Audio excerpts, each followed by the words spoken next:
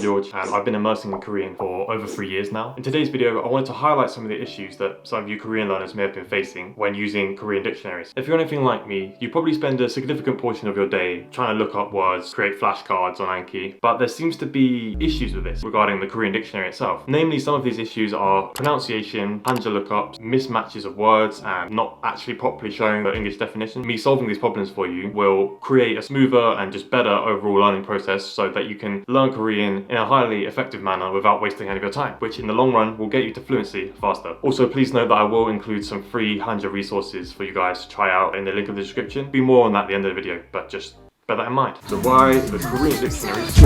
Okay, so the first problem with the Korean dictionaries, there are two to choose from, but realistically there's only one. The two to choose from are, first and foremost, the Naver 국어 사전. Okay, the big one, the bad boy that everyone uses is online. You've got all the connectivity. It translates to like a million different languages. The only other alternative, 국립어원 표준어 대사전, does not work outside of Korea, at least properly. Like, you can connect to it, but you just can't log in or really do any lookups. You cannot make proper lookups on that dictionary, which means for most Westerners and people living outside Korea, you have to use the Naver dictionary. Unlike the Japanese learners who have a million different tools and dictionaries, in the Korean learning space, we do not have that luxury of choice. So for our intents and purposes, in today's video, I'll be focusing only on the Naver 국어 사전 because that is what we care about, and that is the only way you can really use. First and foremost, the Naver 국어 사전 is really good with translating for other languages. I mean, just look at this list. There's just a bazillion different languages. It even translates to ancient Greek, Latin, every language under the sun, basically. That's not to gloss over the fact that Naver search engine is actually the biggest search engine in Korea. I think it makes up for about 60% of searches. Don't quote me on that. That is just something I looked up a few days ago. Naver also provides games, blogs, online news, finances. You can get email on there. You can get property. I mean, Naver is massive in Korea. It is properly a conglomerate. South Korea being the country of conglomerates. And you might think, well, George, that's really cool, but if I am in Korea, that means I could surely use the other dictionary. And even though I said I'm focusing on Naver this video, there's a caveat with that, because actually within Naver dictionary, the 국어 사전 itself, it has 3 dictionaries inside, which I did not know this. So on screen, you guys can see right now, there's 3 different ones. So there's like the 우리말 셈 표준어 대사전, hang on a minute, that's the other one, and the 고려대 한국어 대사전. You got the 3 in there already. However,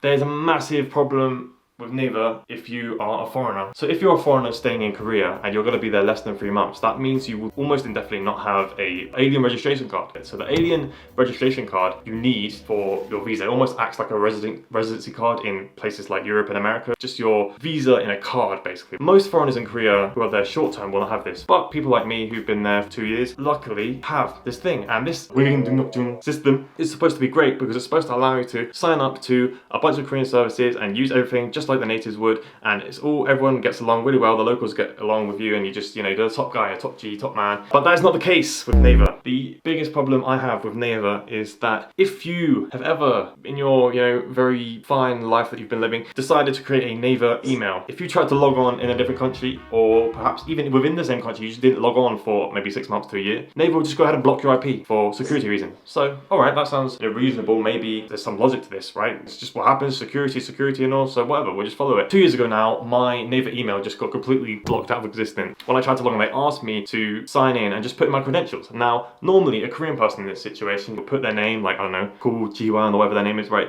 And they would type in their password, all the credentials that are needed to fill out this form. And it would go well, go smoothly, bang, click, boom, done, IP, 해제, removed. So the IP block removed. However, if you are a foreigner, ladies and gentlemen,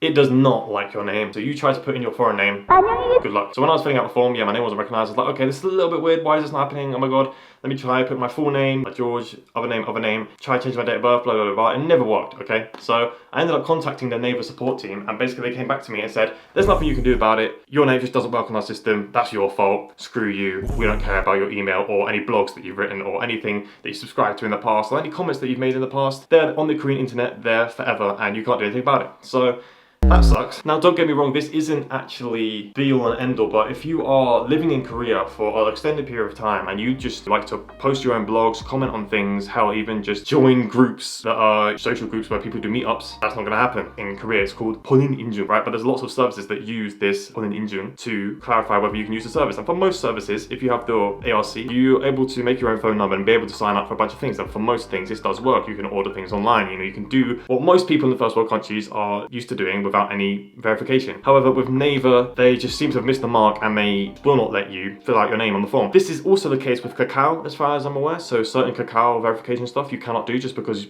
you're foreign, or certain banking places I have heard have had this issue. The whole 본인 인증 thing is another video. Just bear in mind that Naver is not the most foreigner friendly, which sucks. Now this brings us to the second problem of the Korean dictionary, and this is less of a problem with the dictionary itself, it's more of a problem of knowledge in the Korean learning space. But in the Korean learning space, it's very common for people to say, oh yeah, I don't want to learn Hanja because Hanja is just Chinese and I don't really care about it. Why do I need to learn the characters when they're really difficult? Korean words use a Hangul. Hangul is amazing, it just works and I'll get fluent that way. Well, let me show you an example. In the sentence on screen it says 영화관은 전통적인 데이트 코스다. 그럼에도 불구하고 기출 족보가 없다. What that basically means is the movie theaters is a standard date course. However, this man or person in the context did not have the 기출 족보, and we're going to go through what 기출 족보 means in a minute. Most of you guys who are already a little bit experienced with Korean, you'll probably understand what this means. Maybe not the 기출 족보 bit. We're going to break that down together. Assuming your level is similar to mine, the unknown word here would be 기출, right? Any normal person learning Korean would go ahead and look that up in the Korean dictionary, in the Naver 국어 사전, because we said earlier that Naver is the best and there's many reasons why. Now, we looked it up and now we can see, wait, look, there's a definition here. It says, under the definition, 자기가 낳은 자식. That means the kids one had themselves. That definitely does not really fit. So we need to find what's wrong with that. Some people will just see that one definition, will freak out and be like, why do I not know what's going on? Now, if we scroll down to the compound word section, you'll find that the Hanja in 기출, the word we don't know, is different to the one in the definition. And you can see in this word here, 기출 문제, it is 기출, not 기출. What? 기출, not 기출, okay? By there being no separate definition of 기출, the second one, in 기출 문제, we can quickly identify that 기출 is being used in a different context here, in a different sort of way. If you read the definition, it says 이미 출제되었던 문제. We can probably make a guess that it means before or previous. Alright, so now going back to the original sentence. 영화관은 전통적인 데이트 코스다. 그럼에도 불구하고 기출 족보가 없다. Now, 기출 족보, in this instance, you might think, okay, well, I now have learned what 기출 means by looking at the 기출 문제 bit. It probably means something before, right? So 이미, before. But when you read this and translate it again, 기출 족보, you might interpret to mean previous 족보, previous family tree. Family tree, that just doesn't really make any sense. Like going to the movies is an ideal date course, but he did not have the previous family tree. Like that just doesn't sound very natural or normal in any context, which is right because it's not normal. So what any normal person would do is go and look up the word 족보 in the Korean dictionary. So what comes up? Bam, the first definition of, family tree, something like that. And then we have another informal use of 족보, which means, something completely different. This means that the Naver dictionary definition here has not solved our problem. Unlike 기출, there was a compound word which had the different Hanja. Here, even with the first 족보 definition, there's Hanja there, but in the second one there's no Hanja. We still can't understand what this actually means because the two definitions do not meet any real logical definition of what the word might be. I'm assuming here from this standpoint that you do not know what 족보 means. Unless you are like me, who has been to Korean university and you have friends talking about the 족보 all the time and saying about all the 시험 족보 blah blah blah, you have no idea that 족보 in this case actually meant cheat sheet. Because even when you look up the word on the search engine Naver, 족보 has no definition that might imply, oh yeah, it means cheat sheet. Again, it's only when we find the compound words list, okay? And we go through the compound words, we find 시험 족보, right? So 시험 족보 is the exam past papers, exam cheat sheet almost. But if you look closely, the Hanja is the same. So most people are going to see the Hanja and be like, what? That's confusing. It's the same. What the hell? The word 족보 takes on a whole new meaning despite the Hanja being the same. So now in two different instances here, we've had to look through the list of compound words to find the original meanings of words which had no fitting definition. What everything should mean, it says 기출 족보가 없다. Okay, so no cheat sheet. Now if he was using any sort of colloquial or maybe more direct language, he could say that exact same expression in a number of different ways. 기출 족보가 없다 means he had no cheat sheet, but in reality it could also mean he had no idea what he was doing, or there's many other ways to say this. So I just tried out of curiosity to search for 기출 족보 on Naver, and it had no real definitions of this word popping up. There is a website which says 기출 문제, but as we discovered earlier, the 기출 문제 is just another compound word which uses the right use of 기출 in this case, which means before, previous, but it doesn't necessarily put two and two together. It doesn't really help you with the understanding of the sentence. I'd also like to point out during our example earlier, if you had no knowledge of Hanja, how would you know that the first 기출 is different from the second 기출? Remember earlier I said 기출 but not 기출, right? How would you know that the first 기출 is 자기기 and the second one is 이미기? How would you know that if you had no knowledge of Hanja? Just to clarify, this means that 기출 means oneself, and then the other 기출, imiki, means like before, previous. But it's not a standalone word. Clearly these words have two different meanings despite being pronounced the exact same. And if anyone think Korean doesn't have a lot of this, try searching sumi in the Korean dictionary.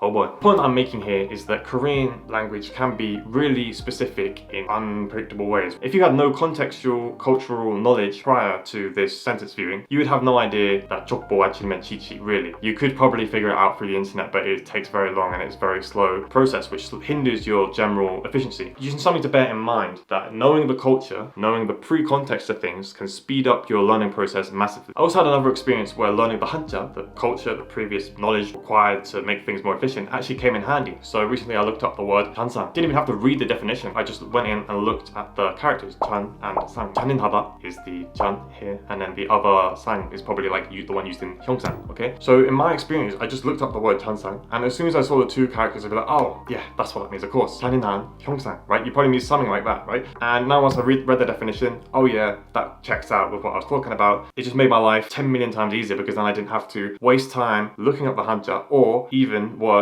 reading through all the definitions and still not really getting it. Ultimately, knowing the Hanja and the etymology of words will just help speed things up. Another benefit of knowing the Hanja is when you go to Japan, you can read signs like this, 자전거 보행 금지. aka don't ride your bike. And you can also laugh at signs like these. It would probably translate to something like, don't effing disturb me. So we've come to this point in the video and I've talked a lot about Hanja. And if you guys are interested in learning Hanja, I do have a free link to a Hanja resource in the description. It's actually an Anki deck which you guys can put into your flashcard system and then just do the repetitions and learn them effectively and efficiently and well. I will say though that I won't take any credit for making this since this isn't actually the deck I made. However, it's the one I've been using and I thought it would be nice to share it with you guys who are interested. Every person who got good at Korean, at least who I know, knows at least a little bit of Hanja. I encourage you guys to download the link and have a little look for yourselves and let me know how it goes. So another issue with the Korean dictionary is that it doesn't offer pronunciation for some words, and let's use this example here on screen. So we have the word 자. Okay, that's how you'd read it normally in Hangul, but following the rules, which most people know the Hangul rules, if you don't know the Hangul rules, you're gonna have a talk in a minute, it would become 자 because of the clear change rule. Now the problem here is that in the Naver dictionary, it doesn't explicitly state whether it follows the rule or not. With Korean, these Hangul rules, most of the time they, do take place. We do apply them. There are certain words which don't, and you have to be really careful about this, and normally it would list them in the dictionary. However, it doesn't make any indicative argument that one is the right way of pronouncing it over the other. And this is a little bit confusing for learners since we don't know whether to apply the rule or not to apply the rule. Now, if you have no idea what I was talking about when I was referring to Hangul rules, if you pronounce this word on screen as 백미, not pingme, then you don't know what you're talking about and you need to learn some Hangul rules. So I will leave a link to something that teaches you in the description since I don't have my own resource yet. I really encourage that you go out of your way to learn them and really get these down before you carry on with anything Korean ever again, because these are so essential to the reading and writing system and just being able to speak Korean properly that it does bother me that some people don't even know this. Learn the Hangul rules. I'll leave some sort of link in the description that sorts you out. So another problem with the Naver dictionary is that the pronunciation is hidden on certain words. So you have the word here, 결심능력. Normally we can assume the word is pronounced somewhere like 결심능력, but if we take a look at the active form of the noun, it says 결심능력만, which means to get the actual pronunciation you have to drop the man in this case. But I can only assume based on my Hangul rules knowledge that it becomes 결심능력 because it doesn't actually clarify whether it's 능력 or 능력, but I can only assume this based on my knowledge, right? And this could be very trivial. However, there is no explicit definition or explicit writing of the pronunciation, so there's no way for me to clarify that my pronunciation or the model of my pronunciation is correct. And also for other words, it can be hidden within the dictionary. So I said earlier that there are three. In this particular word here, the 백일모, the pronunciation is hidden under the 우리말셈 dictionary. So if you go in there, you click through, go on to the third one, you'll see that it does have proper pronunciation. And I know this word isn't necessarily a word that requires you to look up the pronunciation per se, but do be aware that there are cases of hidden pronunciation within the Naver dictionary. So be sure to click through each mini dictionary underneath on the tabs, like I've shown you on screen. I also wanted to briefly mention how there is no such thing or no documentation of the Gyeongsangdo pitch accent. Now, if you guys didn't know that there was pitch accent in Korean, well, welcome to the club. There is actually pitch accent for the Gyeongsangdo dialect, and I know someone who speaks it very well. In fact, if any of you guys are interested, please feel free to check out Korean Patch on YouTube. He's someone who speaks the Gyeongsangdo dialect very well as a foreigner, and he also makes content about pitch accent and makes various topics regarding Korean, so maybe you guys should check them out. What the Naver dictionary does have, it has pronunciation buttons where you can listen to the pronunciation of a word, and some of them also have gyeongsang. Within the gyeongsangdo pitch accent as well, there is the Daegu version and the Busan version, and the Daegu version and the Busan version will have different pitch accents. But within the dictionary, it doesn't specify whether the person's from Daegu or from Busan, right? Because if they were from Busan, they might say like uri or something like some weird thing where uri can mean pig, sty, or wheat. We don't actually know, one, where the person is from, two, which pitch accent system they're using. So it does make things a little bit difficult. Now, I wish there was a resource like this, and I'm not sure how we're going to get one, but for now, your best bet for learning pitch accent would be to just only watch movies from that area or go and live in Busan like Ian from Korean Patch did. So yeah, if you guys haven't already, do feel free to check him out. I'm not actually affiliated to him, I just know him as a friend, and he makes good content, so yeah. And now the final problem of the Korean dictionary, especially for people who haven't made the monolingual transition, which if you don't know what that is, it basically means you only use one language to look things up in the dictionary. So for example, if I looked up the Korean word for something, I would only read the Korean definition and acquire it that way. The problem being, there are no English definitions for some really important words. So for example, the word 분수 can mean fountain, can mean denominator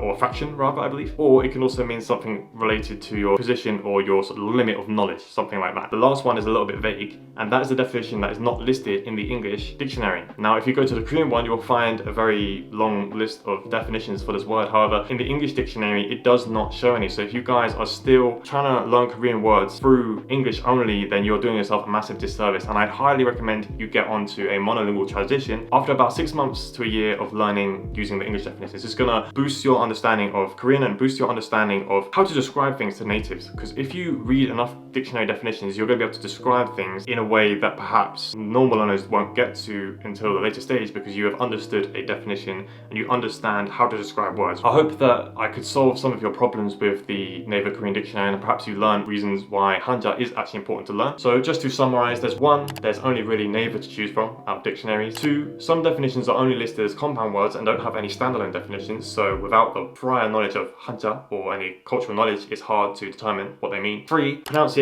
can often be hidden within the dictionary or just not really expressed well at all, which is a problem if you want to get a clarification on how words are pronounced. Lastly, pitch accent is not documented or written down anywhere, so the only way to learn this is through listening to the audio files. However, the audio files do not have a distinction as to whether they're from Daegu or Busan, which use different pitch accent systems. So ultimately, pitch accent is a nightmare at the moment in Korean. And that is it for the video. I hope you enjoyed. I hope you can get better at Korean. Future videos will be about language learning, but not just Korean. So I will have a focus on Korean without these videos. However, I will also provide tips that are sort of language independent, and you guys can apply whether you're learning Spanish, Turkish, or whatever they speak in Uzbekistan. I hope you can aim to increase your efficiency and fulfillment with language learning. That is my job, and that's what I'm trying to do so passionately. Check out the resources and, share the video around. Perhaps that would be really appreciated. Feel free to ask me anything, and I'll see you next time.